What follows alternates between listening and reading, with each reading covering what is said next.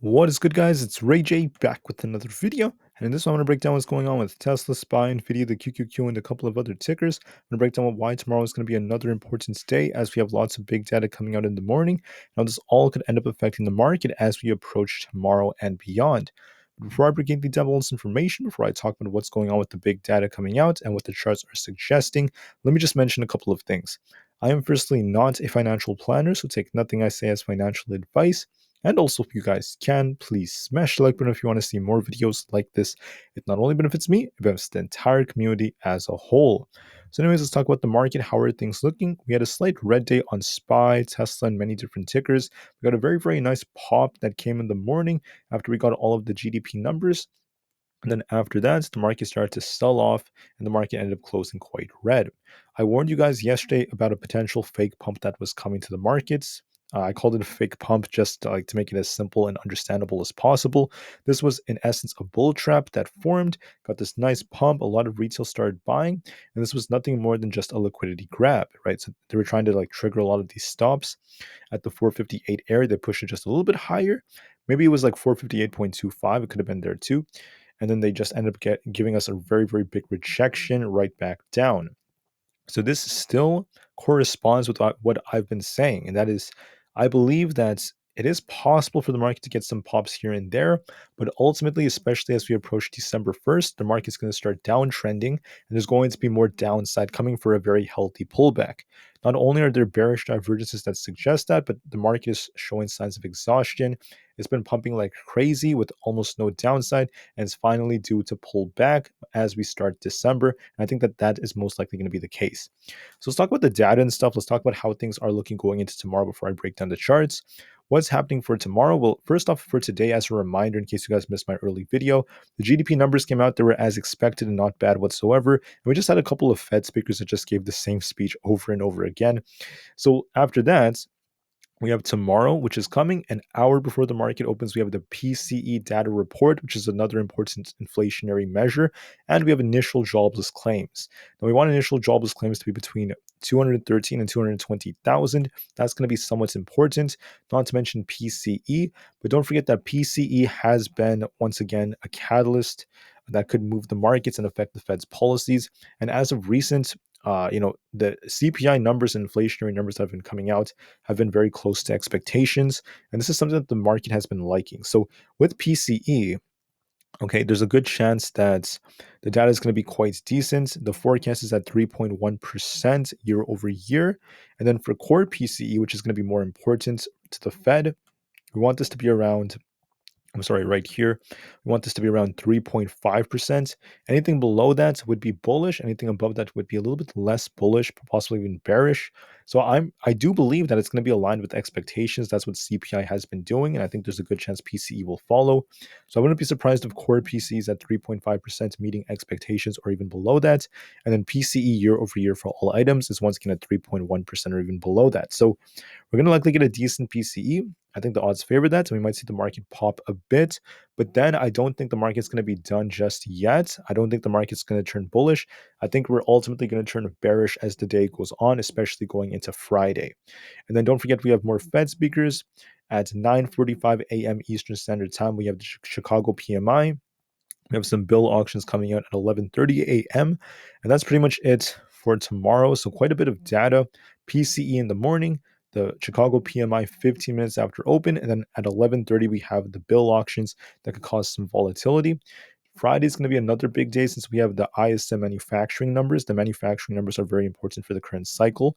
And typically, when there's cycles in the markets, they tend to start during the first day of the month. And then later on Friday, we have Jerome Powell giving a speech. That's going to be very important. So I'll focus more on that later on. For now, just get ready for PCE and these other pieces of data. I also want to mention that when it comes to earnings, there wasn't really anything too significant or crazy today. Just lots of retail stocks. We have Snow and Salesforce about to come out. For tomorrow, we have TD Bank, we have Dell, and just a couple more tickers. And then besides that, we have the Fear and Greed Index on greed right now. Could shift, but as of right now, we're still quite greedy. Market momentum is extremely greedy. The stock price strength is greed, and everything else is still looking quite greedy. Even the put and call option positionings on extreme greed. When we see it at these extremes, this tends to be when the market is about to top. There were some exceptions, such as like July, which is when it dropped even more, but it's still we're at extreme greed, and typically that's when the market's in the topping process. This alongside other potential indicators and catalysts are all suggesting the market's in the topping process. The VIX is very, very oversold. It's going to bounce soon, in my opinion. And I think that all of these are just pointing in the same direction, that the market is overbought. The market has been pushing for far too long without any sort of pullback. And with all these other indicators I'm about to show you, there's likely going to be a pullback coming. So let's break this down. Why do I say that? What's going on with the charts? Well, I went over this quadruple, or I think it's actually a triple bearish divergence on the 4 hour, not really a quadruple. I was almost, this is like a triple bearish divergence on the MACD and also on the RSI. But on top of this, you could see how this pretty much played out. We pumped almost to exactly where the previous July high was, almost there, very close to 458, and that's where we got this rejection. So it's forming kind of like a double top like pattern. I can even like hide my indicators and show this to you. So on the 4 hour time frame, this is what the 4 hour looks like on SPY. Let me just fix the chart in 1 second. You could see that we basically pumped and pumped and pumped, and now we reached the July highs, and we're starting to reject right about there. And I told you all that anywhere between, and this is not financial advice, but anywhere between 457.5 to 460, in my opinion, is a solid shorting opportunity. Not saying you should short there. I'm just saying, like in my personal opinion, that's where I shorted, and I think that there's going to be some downside coming very, very soon. So why do I also say there's downside? Well, we could get a little pop though. We could get one more pop thanks to PCE data. There could be a pop coming just like how we saw this morning, but it may not be as significant. If there's a pop, all I see is another shorting opportunity because I think the market has more downside. And I think this, based off the divergences, based off how overbought we are, and based off these liquidity sweeps we're seeing. So we saw a lot of short sweeps that were basically opened. I know I can't really show you the data, but I basically saw it this morning. The shorts are piling in, the bears are coming back, the market's at these extremes, indicators are extremes. And on top of that, we have these bearish divergences still developing, and I think we're due for some kind of rejection very soon. On the daily time frame, you can see we're about to get a bearish cross on the PPO with a bearish looking daily candlestick. I think we might pop a bit, maybe thanks to the inflationary data, then just continue sinking. I just want to call out that on the daily, the 20 EMA, excuse me, is at 445.97. Then we have the gap to fill at 440. Then we have 439 at the 50 EMA. I think there's a long way down. I think that there's a lot of opportunity here. I think SPY is going to retrace all the way down to at least 445, if not 440, within the next 2 to 3 weeks. That's what I think is going to happen. I think that this is going to lead to more selling. I think that's going to be on the table. What about for Tesla? Am I very bearish on Tesla? The answer is, well, yes and no. So no, because it might not sell off super hard immediately. Okay, we have the Cybertruck events tomorrow. We'll be watching to see how this affects Tesla. We could get one more pop if that ends up leading to anything. But at the same time, I am quite bearish because, like I showed you guys earlier on, if you want, I could show you again. We have a very, very interesting looking chart right now. I'm just going to get rid of some of these drawings to show you. On the 4 hour time frame, if you zoom out of the chart and we actually zoom out like this, you will notice that we can actually connect a lot of these trend lines, and you will notice a very, very interesting trend. So I think it's just these two at least. I could actually pull out an extended trend line. You could see that this just connects so nicely, just like this. And then that also connects to this one. So look at where the blue trend line is. We have this like rejections that tend to happen right over here. And I'm thinking that, Tesla got the rejection this time around. It could make an attempt to try to backtest this trend line, then just come back down, depending on the Cybertruck event. It's going to be tomorrow at 1 p.m. Central Time, wherever you are around the world. For the Pacific time, it's going to be at 11 o'clock a.m., I believe. That's going to be like 2 p.m. Eastern Standard Time. There might be a little pop again, but I think ultimately it's going to be coming back down. I think that Tesla's going to be making its way back down to at least under 240. We could be seeing like 238 soon as well. I think that's going to be a pop and drop, and we have a potential bull trap that formed here. And this is going to turn into a buy the rumor, sell the news sort of event. So that's what I'm seeing for Tesla. Basically, going back to our levels, I just want to call out that, going back here, you'll notice that on Tesla's charts, this thing has made a lot of attempts to try to push But unfortunately, Tesla has not been able to just give us some kind of like massive break quite yet. And then if I go back to Tesla's charts for 1 second, you'll notice that Tesla is very tight right now, still very, very tight in this range. I think that there's going to be risk of downside. We could be forming like a flag here if we kind of like push up and then come back down. And ultimately, I think that after the Cybertruck event is over, because of the market, we might see Tesla get a sell off. And I think that it's going to be dragged down back to the 230s thanks to the Cybertruck event's reaction and also because of the other factors affecting the whole market. I think I see some downside coming and I'm still holding my same view. For the QQQ, this thing had another liquidity grab, right? Very, very interesting stuff. The QQQ happens to have a bearish looking daily candlestick, which suggests there could be more downside coming. Secondly, don't forget on the 4 hour time frame, we have I think it's a quadruple bearish divergence. It looks like a triple bearish divergence on the RSI and also a triple on the MACD. So it's actually a triple bearish divergence technically. You could argue it's like a quadruple. So a triple or a quadruple, it doesn't really matter. It looks bearish in terms of the setup. And it looks like that this thing could get one more pop and then drop or just drop from here. And it's going to be filling some of these gaps down below. So it's the same thing as SPY basically. For the same reasons I mentioned for SPY, many of these do correlate with the QQQ. This gap is down here to fill. We also have 380 coming. I think it's going to retrace to 380, if not 377 to 378 to fill the gap over the next couple of weeks. And on top of that, I just want to call out the levels. This was another liquidity grab. So these market makers, institutions were trying to trigger stops and they simultaneously took us to the high that we saw historically. This is almost exactly where our previous high was. And this is the level I called out, right? We got this big rejection off of it. And they triggered stops up here. They smacked it back down and they were shorting up top, right? This is all just part of their little trap. And now with the shorts piling in, I anticipate some temporary downside. I think the market could break out towards the end of the year, right? It still is possible, but we're not ready yet. And I think the market's going to pull back first. So I still hold the view that there's going to be a pullback for the next 2 weeks, and we'll just focus on that for now. On Nvidia, it's not looking that great. This could be a possible accumulation unless we continue to break down. I think that Nvidia may pop thanks to the inflationary data and try to retest 488 to 490 again. We could attempt to do so, but we have to get above 485. But I think that it's going to attempt to like bounce a bit and then end up failing either at 485 or 488 to 490, then eventually come back down. And this could be just forming a flag. So like this was selling off. You could draw out this trend line here, right? This was selling off like this. And then we got a breakout, right? We got a breakout from this channel.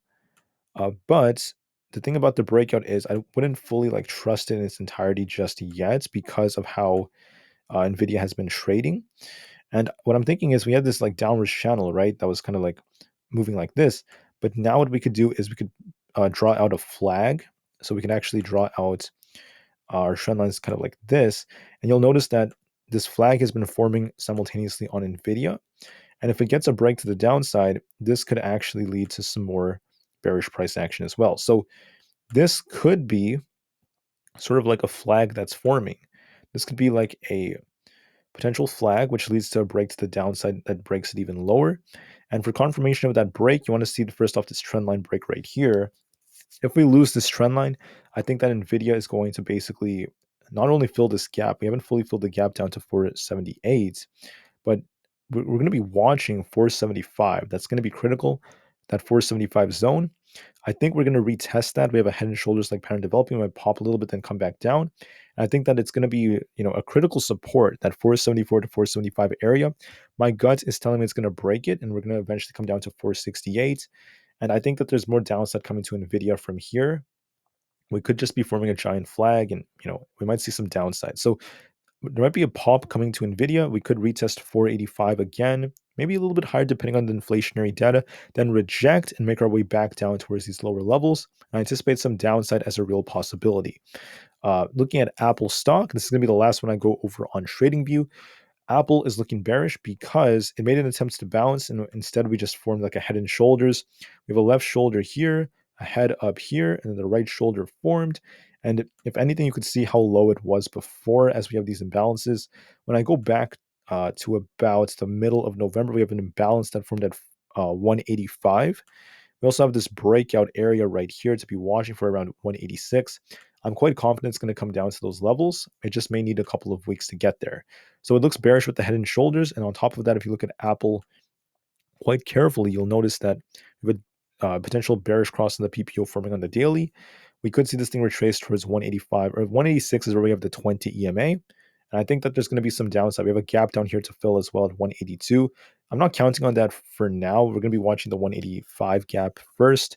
I think that we might fill that gap soon. I think that there's going to be some downside, at least on the table for the time being. All right, guys. So I went over the main 5 on TradingView. Let's just go over a couple of others very briefly. Looking at SoFi, I was predicting that it would test the 200 EMA around 7.5, then reject. We actually went a little bit higher, and now we're rejecting off this. Looks like it might come down to retest 7.17.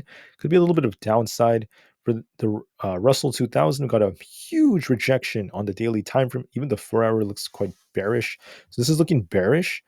We also happen to have a what is this, like a bearish divergence on the daily. I think on the 4-hour we had the same thing developing. This bearish looking trend has developed, and I think that this thing is going to just see some more downside. Watch if 178 breaks. If it breaks, watch it come down to 177, then 176.5. My gut is telling me there's downside still coming. On the 4-hour time frame, okay, on the 4-hour time frame, if you look at Microsoft, I was talking about how this thing could hit 385 and then reject. We have this quadruple bearish divergence. I think that Microsoft has more downside coming. It could pop a bit tomorrow depending on the inflationary numbers. So I can't predict that perfectly, but it could try to get another liquidity grab for like 380 to 382 and then reject and come back down to 375. Look for a pop and drop and more downside over the next couple of weeks. Microsoft looks bearish to me. I noticed that GME was getting a lot of attention as it's up like 20%. But when stocks like this pump like crazy hard, although it could pump more thanks to the insane options chain, and it could be retesting some of these higher levels like 20 plus, it might end up coming down ultimately because of how the market's moving. There's no sign of it breaking down yet, so just be a little patient with this. We'll see if this thing can break the high of the day. If it does so, watch for 20 to be tested, but there could still be downside coming later on. On AMD, it pops to 125. I was talking about one more pop to 125 yesterday before a rejection, and yet we have this bearish divergence. I think that AMD might end up losing support right here at the 20 and come back down to 120. I think there's going to be some downside coming. I still hold the same view. SPX, if you look at this on the 4-hour time frame, it's almost identical with that of SPY, of course. It's already starting to turn bearish. This looks bearish to me. Bearish divergence. This is a triple bearish divergence, and it's very overbought. It's going to eventually retrace to at least 4,500, even well below that. And we have this big gap down here at 4,400, which could lead to more downside. So there's likely going to be more downside. I'm still seeing more signals. The VIX, of all things, I think it had a triple. It wasn't the VIX, it was the dollar, but the VIX is starting to bounce right at this very oversold level. Typically between 12 and 13, we tend to see it bounce towards 15. If it breaks 13.5, I think it's going to push up for 15. I think there's going to be some upside. It's starting to look bullish. Looks like it's trying to bounce. The market may see some downside soon as a result of that. The SQQQ had a bullish divergence. I think I saw an inverse head and shoulders forming on it, but it doesn't really matter. It looks bullish. Watch this imbalance. I think 17.35 is coming. It's going to try breaking 16.25 as well. I think it's going to try to get to 16.25 and 17.3 plus. Give it some time. The dollar had a triple bullish divergence.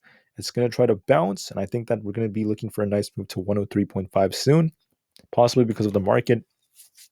On Coinbase, I was talking about a potential rejection forming. This looks bearish. If you look at the 4-hour time frame, it's very overbought. I see it coming down to 121 very, very soon. And eventually we have this other imbalance to fill at like 112. I think 121 is coming. That's going to be our next target. Could pop one more time, then drop, or just drop from here. I anticipate some downside. Google is no different. This thing is looking bearish. We had a very, very nice looking head and shoulders like structure. Watch it come down to 134 very soon. Look for a retest of 137. We might see some liquidity being grabbed first before they take it down. So a pop and drop, and I think 134 is coming very soon, and eventually 130 over the next couple of weeks. We had a triple bearish divergence that took some time to basically play out.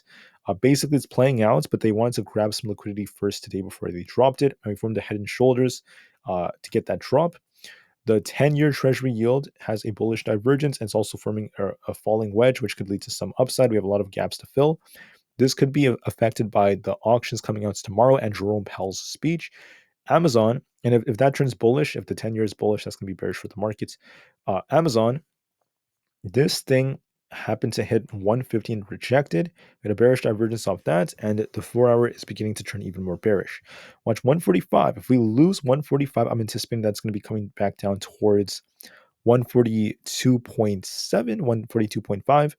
I think it's going to be forming this head and shoulders. So if you look at the chart, we have a left shoulder here, we have a head up here, we have a right shoulder forming. Might pop for more liquidity to be grabbed, and then eventually some more downside to 142.5 or even below that. So I think it's going to be sinking very soon over the next 2 days. For Meta on the 4-hour time frame, I was talking about this thing rejecting. That's what we're seeing. We have a left shoulder like structure here. We have a head that formed up here. Then we have a right shoulder over here. Could get one more pop because we have an imbalance up here. I could see 336 being back tested, so a little bounce before it continues lower, but it looks like it's going to be retracing very soon. I think it's going to be testing 330 and eventually 326. If that fails us, the next level is going to be 321. That's going to be our next level. So I see some downside on Meta. I anticipate the market's going to see a pullback. So could the market bounce tomorrow a little bit? Yes, it can. There could be a bounce coming depending on the inflationary numbers and initial jobs claims. Do not be basically too excited. Do not be too surprised if you do end up seeing that. The market makers, institutions like to grab liquidity. Okay, they like to push the market up just a little bit to start shorting, right? They like to trigger stops and etc. So even if we get a little pop, I'm not going to fully trust it, to be honest with you. This is not financial advice, but like I said earlier, 457.5 to 460 is a good zone to be shorting, at least for the next couple of weeks. That's what I did personally, and if anything, I think that this was a blessing in disguise, and I think the market has more downside coming. We might pop a little bit more and then eventually drop for the next few weeks, or we could just drop from here depending on the data. Many charts are starting to look very bearish, and then don't forget about Tesla's Cybertruck event. We could see a little pop on Tesla, but I still anticipate some more downside in the future. I just wanted to warn you about that, guys. Thank you all so much for listening. Have an absolutely spectacular rest of the day. Remain calm, cool, and collected. And I'll see you guys in the next one. Thanks again, and peace out.